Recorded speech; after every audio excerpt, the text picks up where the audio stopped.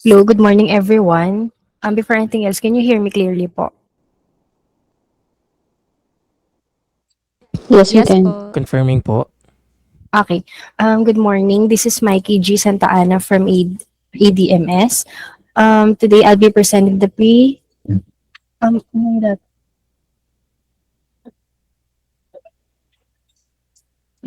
The pre-bid of the Bukidnon Airport Development Project, which is the continuation of construction of airport Ma'am, facilities ma'am, located. excuse Yes? me ma'am. Sorry, for a while Hello? lang po. Okay po. Uh, to all our bidders present online, please do state your presence for attendance purposes and the company you're representing, either through your mic or through our chat box. Thank you.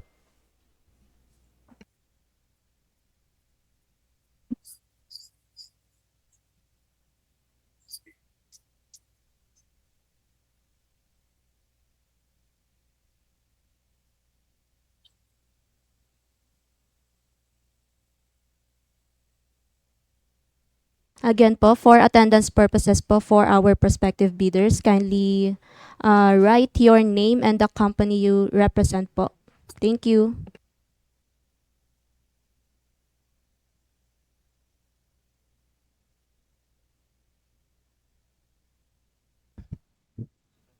Okay na. To the end user, maraming salamat po. Sa konting delay, sorry, pwede na po tayo ulit mag-continue.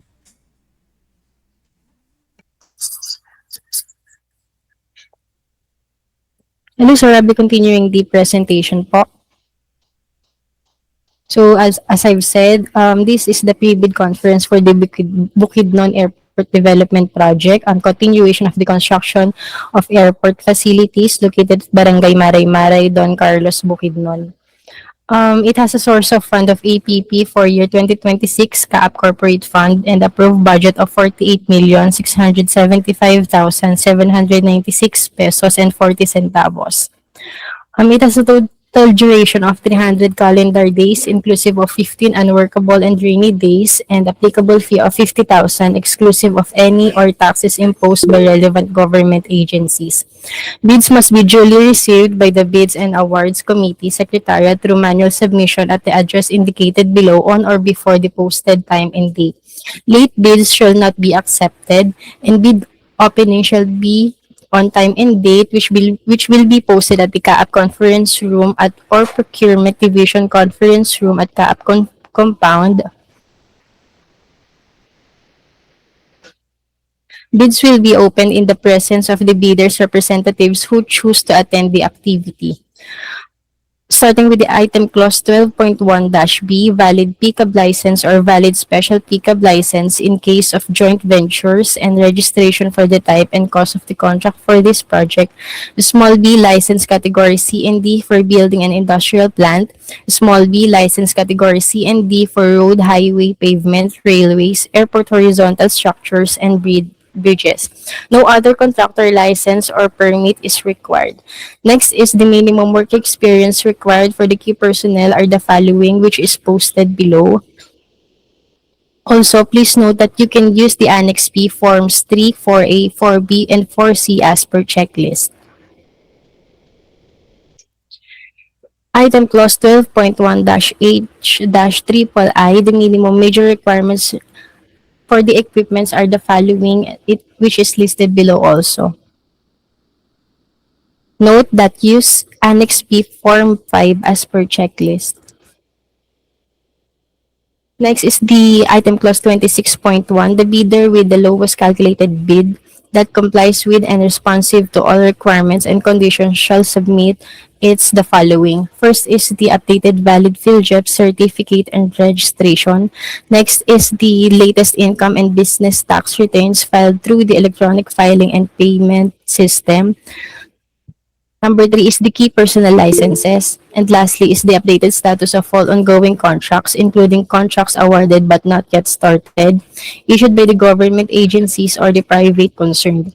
Failure to submit any of the post-qualification requirements on time or finding against the veracity thereof shall disqualify the bidder for the award, provided that in the event that the finding against the veracity of any of the documents submitted is made, it shall cost the forfeiture of the bid security.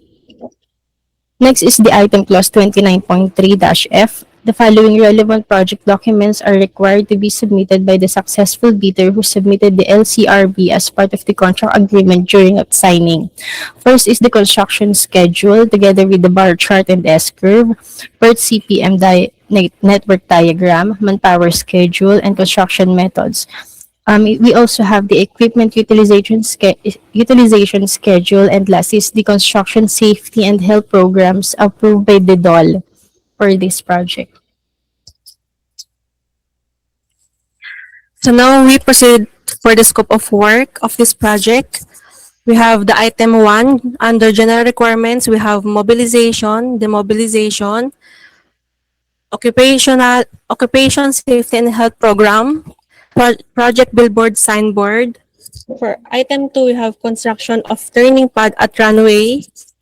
We have the embankment cut from roadway excavation.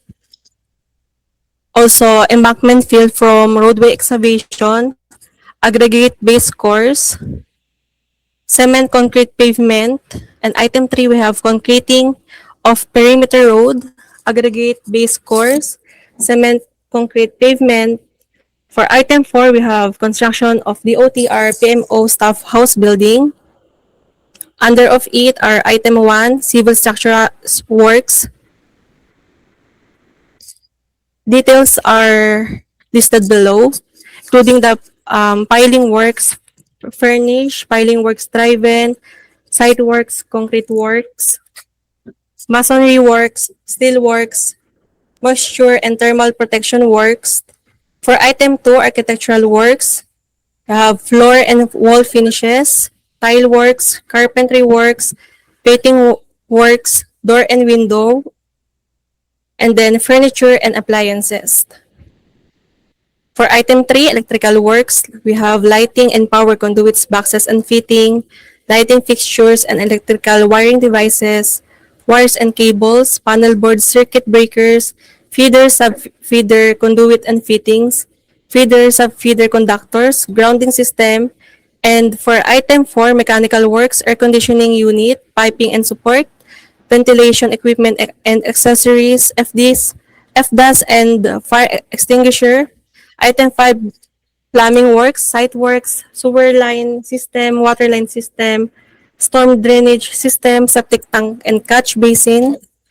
And fixtures for item 5, we have automatic fire suppression system at PTB, civil structural works. Under of it are site works, concrete works, and then electrical works, power conduits, boxes, fitting, power conductors, panel board and circuit breaker.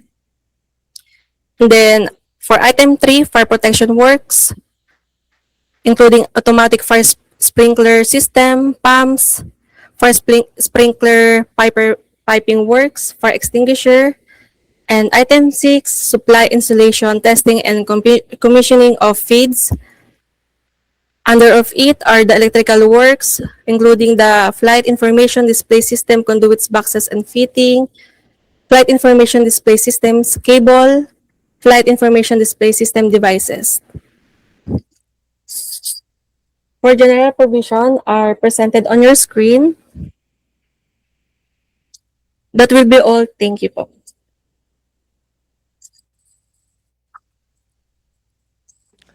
Thank you, user. At this point, the floor is now open for any questions or clarifications. A gentle reminder lang for all, and up to please state your name and the company you represent prior raising your concern. Maraming salamat po.